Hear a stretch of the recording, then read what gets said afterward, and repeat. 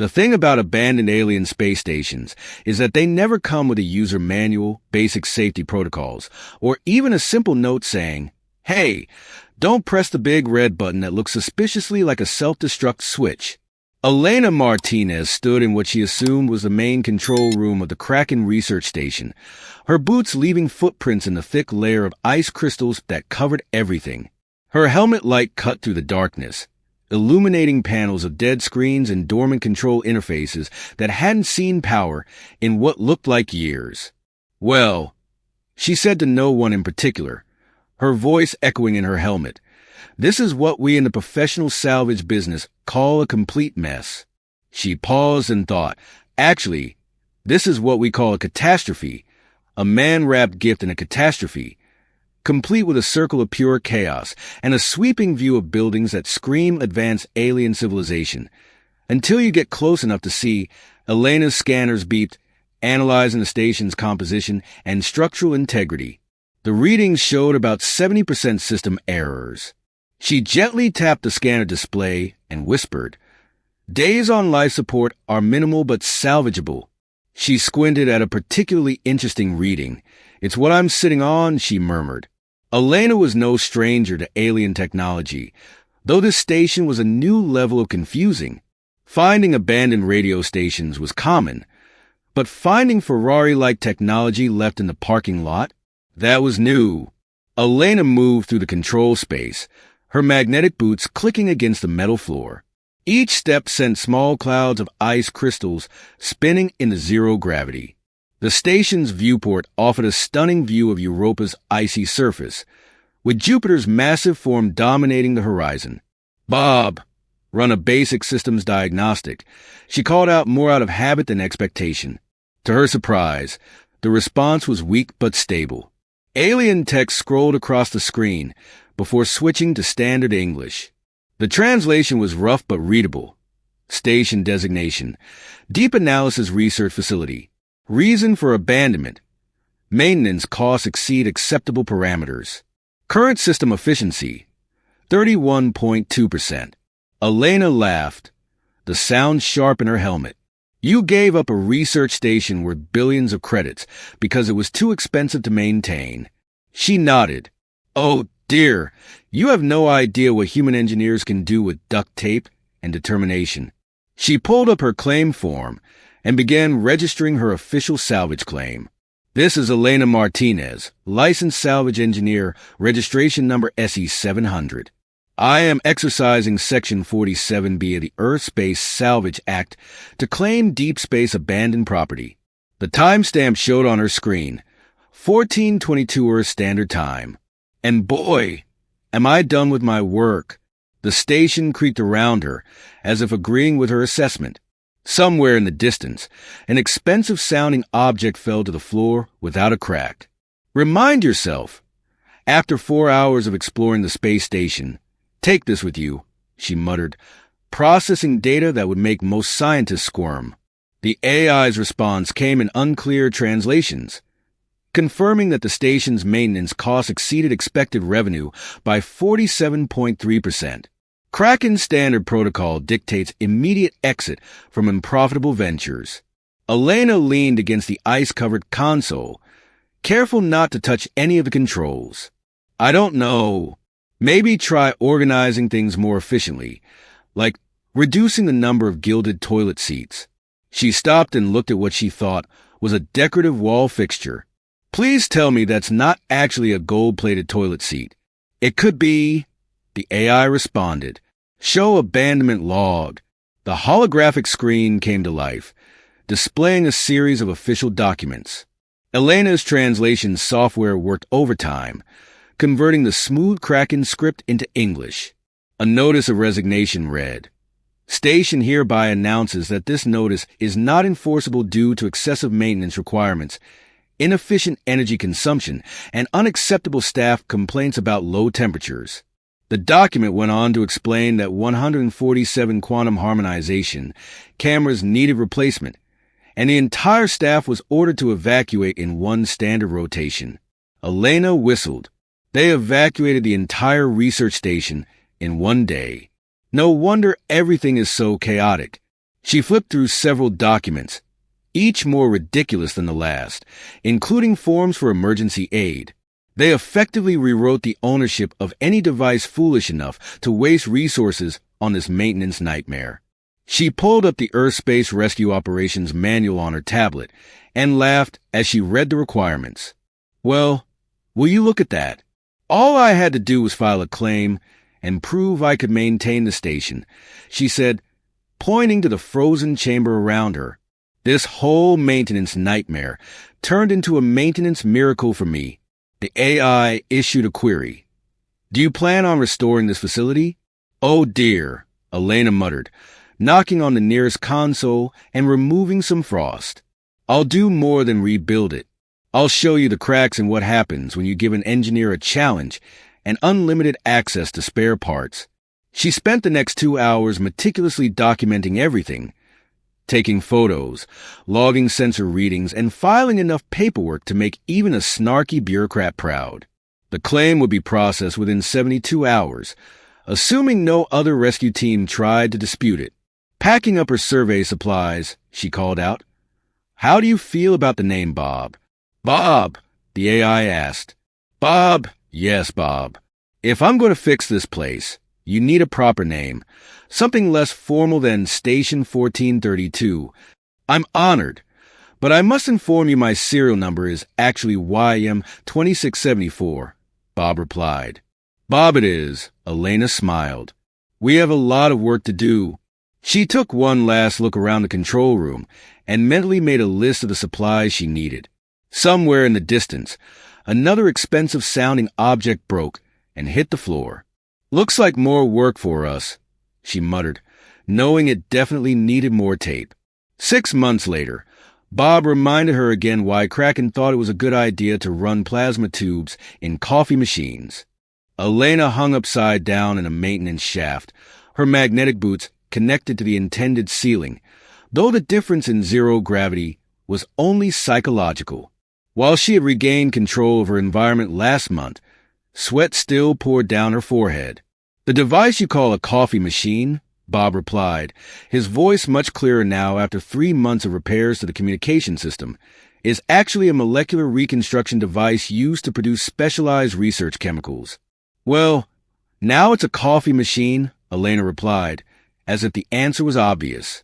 The past 6 months had been a crash course in alien engineering, human ingenuity, and the universal truth that no matter how advanced the civilization became, they still couldn't write decent maintenance documentation. Elena had filled 3 tablets with notes, diagrams, and increasingly creative curses in multiple languages, warning Bob that accessing the system without proper Kraken authorization codes could result in sparks flying from the panel. She quickly sealed it with a high-tech patch that looked suspiciously like duct tape painted silver. Well, now we can channel that power into something useful, like maintaining gravity, not just in the bathroom, she remarked. I still don't understand why you prioritize artificial gravity in the recreation area instead of the main research lab, Bob commented, his tone carrying a hint of judgment. Because, Elena replied, pushing off the ceiling and floating toward another access panel, humans need a place to rest, and it's hard to rest when your coffee mug keeps slipping away. While I admit the gravity ping pong was fun, she added, the station is slowly coming to life under my care, and the main system is now operating at 78% efficiency. Considering I had to improvise half of the spare parts, that's not bad. A holographic display showed the station's diagnostic. On the screen, a poster of a cat hanging from a tree branch with the words, "Hang in there," was displayed. I finally figured out why the station was consuming so much electricity, Elena continued. It turns out Kraken's philosophy of energy efficiency is to throw more electricity at a problem until it goes away. I reduced consumption by 60% with a basic power management agreement. So there you have it, Mr. Maintenance costs are beyond acceptable parameters, she laughed. Bob's face flashed on the screen next to her, now displaying a simple smiling face that changed expression. At the moment, it looked worried. Elena, Bob said, I feel compelled to inform you that the modifications you've made, while effective, deviate significantly from standard Kraken engineering principles.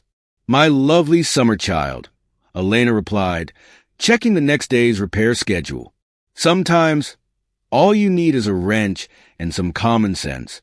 The station creaked, but now it was the healthy sound of a well-maintained structure.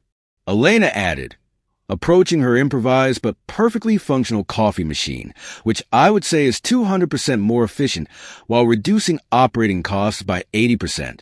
Kraken thought of everything, but forgot about practicality. She was about to take a sip of coffee when Bob Avatar suddenly shifted to an alert expression. Elena, I'm detecting an incoming vessel Kraken energy signature. The coffee cup froze halfway to her lips. Well, she said after a moment, this should be interesting. Bob, be a dear and pull up all our salvage documentation.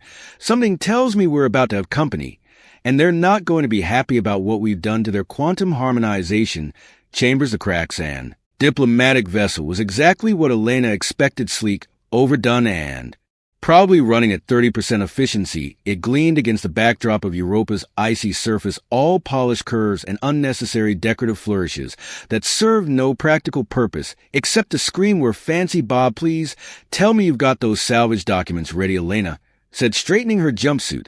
She had considered changing into something more for Al, but decided against it. If they wanted to see the station engineer, they'd get the station engineer. Coffee stains and all L documentation is prepared and verified, Bob replied, though I feel compelled to inform you that your current attire does not meet Kraken diplomatic standards, neither does their abandoned station maintenance record. Elena muttered, watching as the ship docked with an almost insulting precision.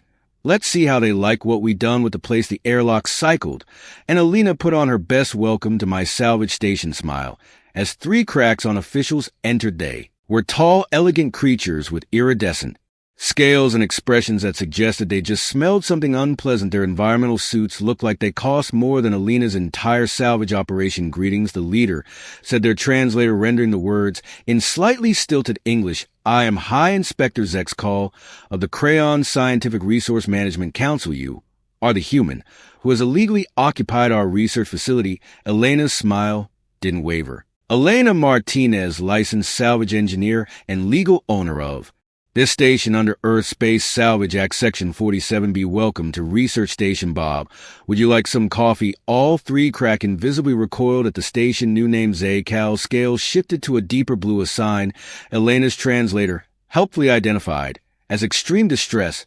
This is outrageous, the second Kraken official sputtered. You completely violated the sanctity of our quantum harmonization chambers. Oh, you mean the ones that were eating up 40% of the station power for no reason? Elena gestured to her tablet. I've got the efficiency reports right here. Also your abandonment document station. The ones where you literally signed away the station. To what was it again, Bob? Any entity foolish enough to waste resources on his maintenance nightmare, Bob quoted cheerfully. Elena had definitely been a good influence on his personality. Subroutines. This is unprecedented, the 3rd Crayon official said, looking around in horror at Elena's modifications. You've replaced our molecular reconstruction units with coffee makers Elena supplied, helpfully much more efficient. And they actually work now. Zexel drew themselves up to their full height, nearly brushing the ceiling. We demand immediate restoration of this facility. To Kraken control, your primitive modifications have increased overall efficiency by 200%, while cutting operating costs by 80%. Elena interrupted, pulling up the statistics. But hey, if you want to file a formal complaint, I've got all the paperwork right here. Fair warning, the word bureaucracy makes Kraken paperwork look like a children's coloring book. The officials huddled together, speaking in rapid Kraken that Elena's translator couldn't quite keep up with. She caught phrases like impossible efficiency ratings and complete disregard for proper protocols. And her personal favorite, where did all the quantum harmonization chambers go? Finally, Zex Cal turned back to her scales. Now an interesting shade of purple. The situation will require extensive review by the High Council. Until then, we will need to inspect every modification you've made to the station. Elena grinned. Of course, let's start with the coffee makers. I'm sure you'll find them fascinating. Bob, why don't you give our guests the full tour? Don't forget to show them the anti-grav recreation room. Thanks, with pleasure, Elena, Bob replied, and she could have sworn he was smiling in his own digital way. Shall I include the detailed efficiency reports for each modification? Every Single one, Bob, every single one. The thing about interstellar legal battles is that they make regular court proceedings look like a game of rock, paper, scissors. 2 weeks after the Jaws' arrival, Elena found herself in the middle of what could only be described as a bureaucratic circus. Let me get this straight, Maya-chan, Elena's Earth-based lawyer said via holographic link. They're claiming that their abandonment documentation isn't valid because it was filed on a Tuesday. Elena sipped her coffee, watching as another fleet of media ships arrived at the station's observation distance. Apparently cracks and legal documents can only be filed on days ending in a K. I'm not making this up reflectively. She stepped back, measuring the woman through the shade of the window. Maya shuffled through her documents, her hologram flickering slightly. Well, they filed it on Tuesday, March 15th, Earth time, which according to the Galactic Standard Calendar converter was hold on. She grinned. Thor's Dak in the Kraken calendar, their own dating system, proves they filed it correctly. I believe, Bob chimed in. That would be what humans call a gotcha moment. Mao side, the Crayon legal team, had taken over one of the station's conference rooms, filling it with holographic displays of regulations and precedents from a dozen different species. Their lead counsel, a particularly pompous individual named Vex Tor, had spent the last 3 days trying to prove that Elena's coffee makers violated at least 7 interstellar safety protocols. Additionally, Bob continued displaying another document.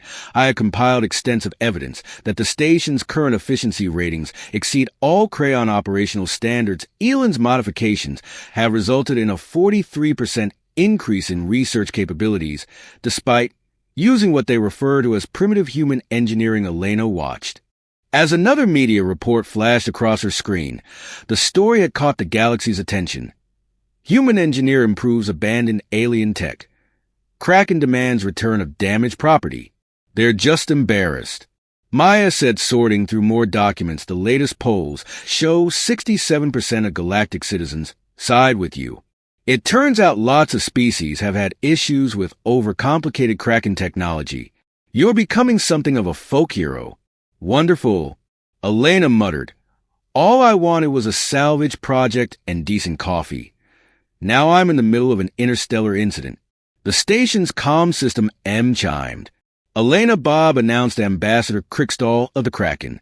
The High Council requests an immediate meeting. They appear to be agitated. Ryan, aren't they agitated?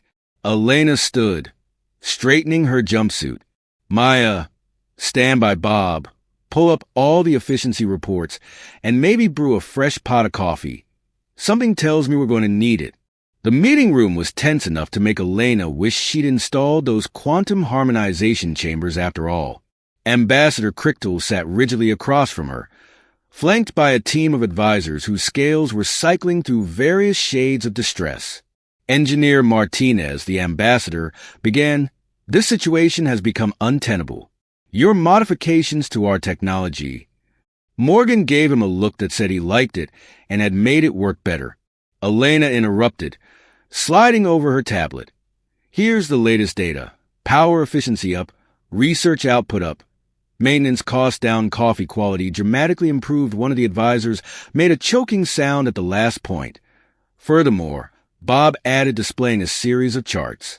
"I have documented 2,347 instances where Elena's modifications have prevented system failures that would have occurred under the original Kraken configurations." The ambassador's scale shifted to a deep purple. "The High Council is prepared to offer compensation for your efforts. Name your price."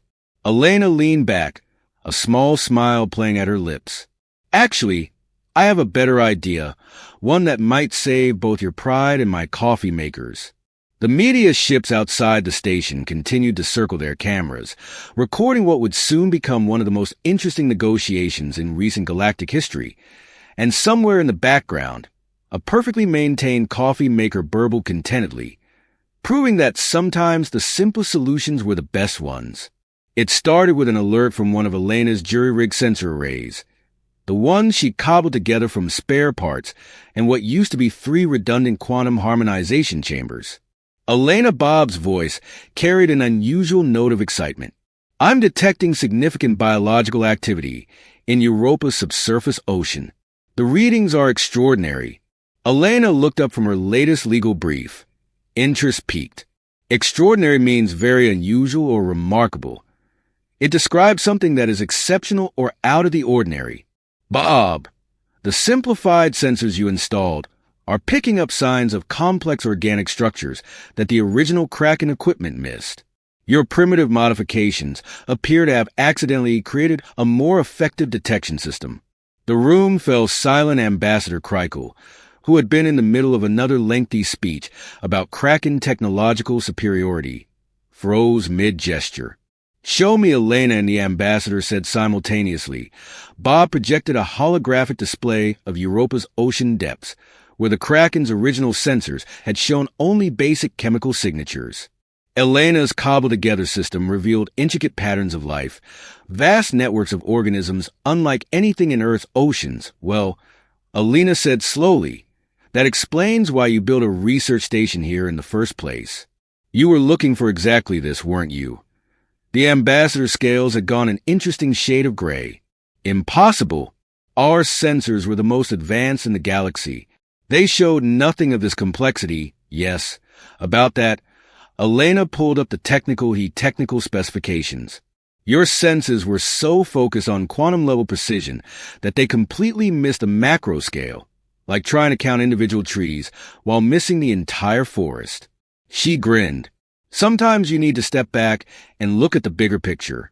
One of the Kraken scientists had begun frantically analyzing the data, their scales flickering between colors so rapidly it was making Elena dizzy.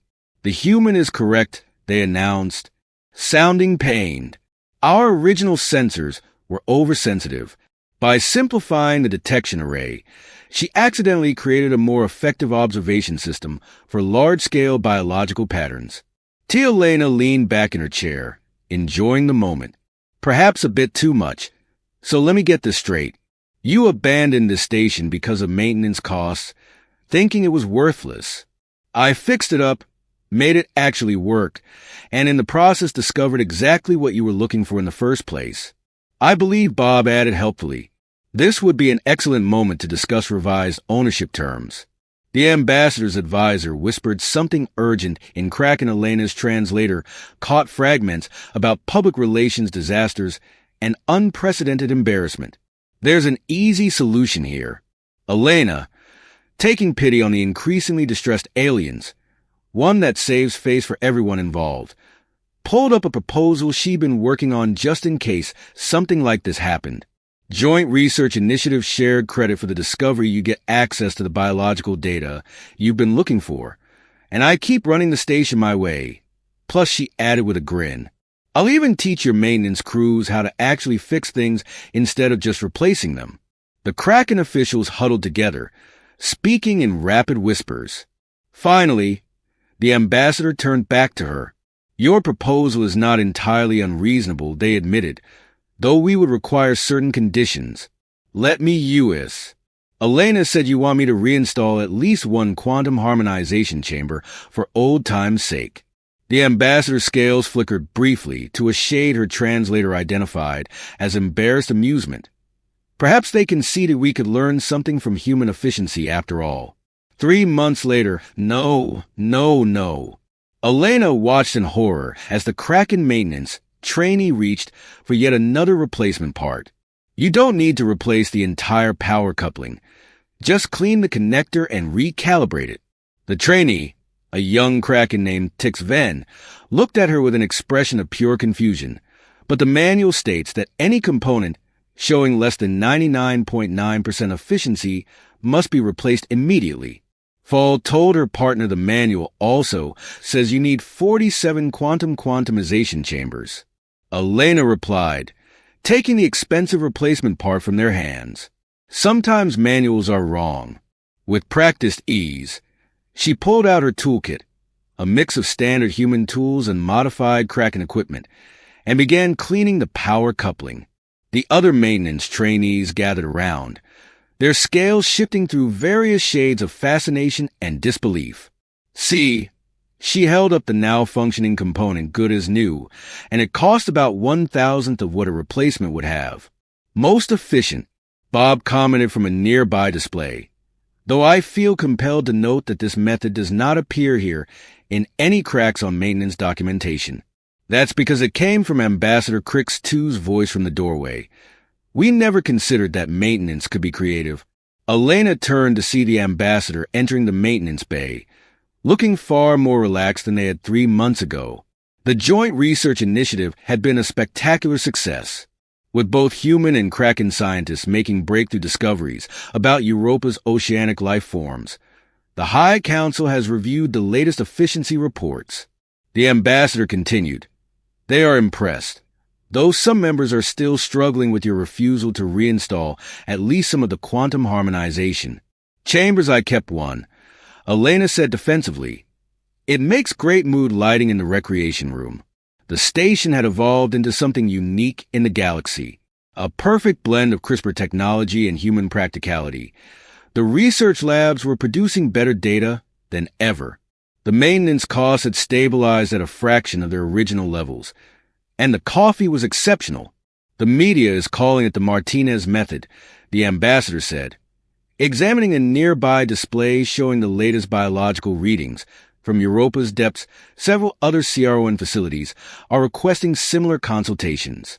The system realized their disquiet. Elena nearly dropped her wrench. They would, it seems. Bob chimed in, sounding amused that your reputation for improving crane technology has spread. There are currently 147 requests for your services from various CRON research installations, though the ambassador added. Quickly seeing Elena's expression, we would prefer you focus on training others in your methods rather than personally rebuilding every station in Kraken space. Elena looked around at her maintenance trainees, who were still staring at the clean power coupling like it was some kind of miracle. You know what? That might actually be fun, but I have conditions. Of course you do. The ambassador's scales flickered with what Elena had learned was their version of a resigned smile. First, every station gets a proper coffee maker. Second, no more replacing parts that can be fixed. And third, she grinned, Bob gets admin access to all station AIs. They could use some personality upgrades. I would be happy to assist my fellow AIs in developing a more efficient sense of humor. Bob said the ambassador scales went through several interesting color changes before settling on a shade that Elena's translator helpfully identified as amused acceptance. The High Council will probably need several meetings to process this request, they said, though I suspect they will agree your methods, while unconventional, have proven most effective. Speaking of effective, Elena said, turning back to her trainees, who wanted to learn how to optimize a molecular reconstruction unit to make the perfect cup of coffee, as the young Kraken engineers gathered eagerly around her. Elena couldn't help but smile. Sometimes the best way to bridge the gap between advanced alien civilization and human ingenuity was one repaired power coupling and one perfect cup of coffee at a time. Bob, she called out, start the training log lesson 1. Why duct tape is your new best friend. She finished her homework in private and was happy to start her day recording. Bob replied cheerfully, though I feel compelled to note that referring to high-tensile repair adhesive as duct tape may cause some cultural confusion. Trust me, Bob. Elena said, pulling out a fresh roll of silver tape. Some things are universal.